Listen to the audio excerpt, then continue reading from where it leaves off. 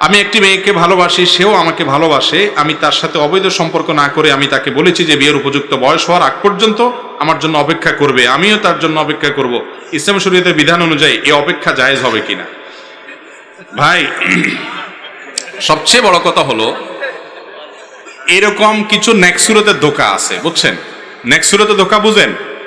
মানে ইবলিস বলে যে না, আমরা তেমন কিছু করব না, শুধু কি হবে, কথাবার্তা বলা বলি হয়ে যাবে মুখে মুখে, আমরা একজন অন্যজন অপেক্ষা করব। এটা নেক্সুরত ধোঁকা এই জন্য বলেছি, বেশিরভাগ এই রকম সম্পর্কগুলো তলে তলে নানা রকমের নানা জেনার বিভিন্ন আইটেম আছে। মনে মনে জেনা, বিভিন্নভাবে জেনা হয়, কল্পনার জেনা, এই জেনাগুলোতে মানুষ লিপ্ত হয়। আপনি যখন বিবাহের উপযুক্ত হবেন তখন মেয়ে খুঁজবেন, পাত্রী খুঁজবেন। আপনাকে 10 বছর আগে, 5 বছর আগে পাত্রী খুঁজে রাখতে কে বলছে? প্রত্যেকটা কাজের একটা কি আছে, সময় আছে। গাছে যদি কাঁঠাল থাকে, আপনারা গোপে তেল দিতে কে বলছে? কাঁঠাল এখনো পাকেই নেই, আপনি তেল দিয়ে বয়ে রয়েছেন, আরো 3 মাস পরে কাঁঠাল পাকবে। এটা কোনো বুদ্ধিমান মানুষের কাজ হতে পারে? ভাইরা আমার, হাসির কথা নয়।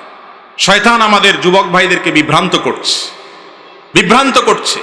মনে রাখবেন, বিয়ের একটা বয়স আছে, ওই বয়স আসা পর্যন্ত অপেক্ষা করবেন। আগে ভাগে এই সমস্ত সেটিং ফিটিং করা থেকে বেঁচে থাকবেন। ইবলিস আপনাদের কি বলে আমি জানি তো। ইবলিস আপনাদেরকে বলে, দেখ এইরকম মেয়ে আর পাবি না, আর এরে যদি মিস করস তোর জীবন পুরাই মিসা হয়ে যাবে। এরকম অনেক কথা যুবকদের ইবলিস বলে না? বিশ্বাস করেন, ইবলিসের চেয়ে বড় মিথ্যুক আল্লাহর জমিনে আর নাই। এই মিথ্যুক আপনার সাথে মিথ্যা কথা বলে, এটা মিথ্যা কথা।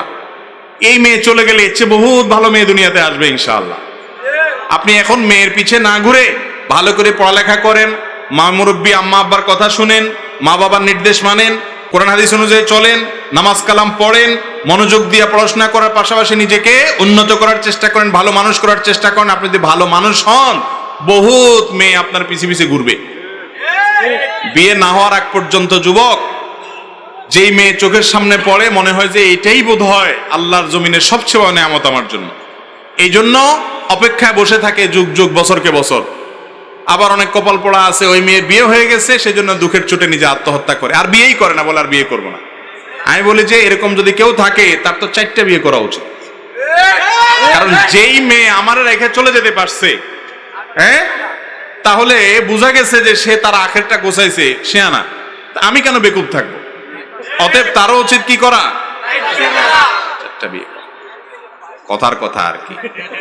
আবার 4 বিয়ে করে মাইদুর খেয়ে আমারও দোষ দিয়ে না, কথার কথা বললাম আর কি। যাই হোক ভাই, তো আগে থেকে এই যে বিয়ের জন্য পাত্র পাত্রী ঠিক করে রাখা, এটা ভালো জিনিস। যদি কেউ এরকম করতে পারে যে না, দিনদারির কারণে আমি একে চয়েস করেছি কিন্তু এই মুহূর্তে বিয়ে করতে পারছি না, একটা সীমিত সময়ের জন্য অপেক্ষা করব, এবং সে অপেক্ষাটা এমন অপেক্ষা হবে কোনো যোগাযোগ নেই, তাহলে সেক্ষেত্রে সেটা ভিন্ন বিষয়। কিন্তু দেখে শুনে কথা বলে তার চেহারা এটা মুখস্থ করে ফেলছেন, এখন বিয়ে আপনি 2 বছর 5 বছর পরে করবেন, তাহলে তো প্রতিদিন আপনার সামনে এক্স-রে রিপোর্ট ভাসবে, ঠিক না বেঠিক? মনে মনে জেনা হবে কি হবে না? এই জন্য এটা সঠিক কোনো পথ না, পদ্ধতি না। এই জন্য বলেছিলাম শুরুতে যেটা নেক্সুরতে ধোকা। কথা বুঝাতে পারছি? আরে ভাই, বিয়ে করার মতো ক্ষমতা আছে, ময়মুরব্বীকে হাতে পায়ে ধরে কান্নাকাটি করে রাজি করে ফেলান, পয়সা করে কামাই টামাই করে বিয়ে শাদী করে ফেলান, শেষ ঝামেলা। আর না হলে অপেক্ষা করেন, কিন্তু আগে ভাগে সময় হওয়ার আগে ঠিক করবেন না। এখনো ইয়াং মানুষ পড়েন 8-এ 9-এ 7-এ 10-এ, আর এখন থেকে আপনি বিয়ের জন্য পাত্র ঠিক করে ধুয়ে দিচ্ছেন। এগুলো সব শয়তানের ধোঁকা। মনে রাখবেন, এগুলো কেন হয়? চোখের জেনা করার কারণে। চোখ দিয়ে মানুষ প্রথম জেনা করে, এরপরে কল্পনার জেনা করে, এরপরে সরাসরি জেনায় মানুষ লিপ্ত হয় এবং তার চরিত্র নষ্ট হয়, ধ্বংস হয়, তার দাম্পত্য জীবন ধ্বংস হয়, পুরো জীবন অন্ধকারে চলে যায়। সাময়িক হারাম প্রাপ্তি এবং হারাম আনন্দ করতে গিয়ে গোটা জীবনকে জাহান্নাম করে দিবেন না। দুনিয়াতেই আপনি বুঝতে পারবেন যে আপনি হারাম রিলেশন করার কারণে কত বড় নেয়ামত হারিয়েছেন। আমি জানি ক্লাস 7-8 থেকে নিয়ে একবারে টপ লেভেল পর্যন্ত আজকাল বেশিরভাগ যুবক বা শিক্ষার্থীরা তাদের চরিত্রকে হেফাজত করতে পারছে না। কঠিন একটা পরিবেশ। মনে রাখবেন, স্রোতের তালে গা ভাসানোর জন্য যোগ্যতা লাগে না, খড়কুটাও স্রোতের তালে গা ভাসাইতে পারে। স্রোতের বিপরীতে চলতে হলে সাহস লাগে, বাপের বেটা হওয়া লাগে। সবাই নষ্টামির পথে গা ভাসায় দিচ্ছে, আপনি চরিত্রকে হেফাজত করার জন্য সংকল্প করেন। চেষ্টা করবেন তো ইনশাআল্লাহ। অতএব শয়তানকে এই সমস্ত প্রশ্রয় দিবেন না।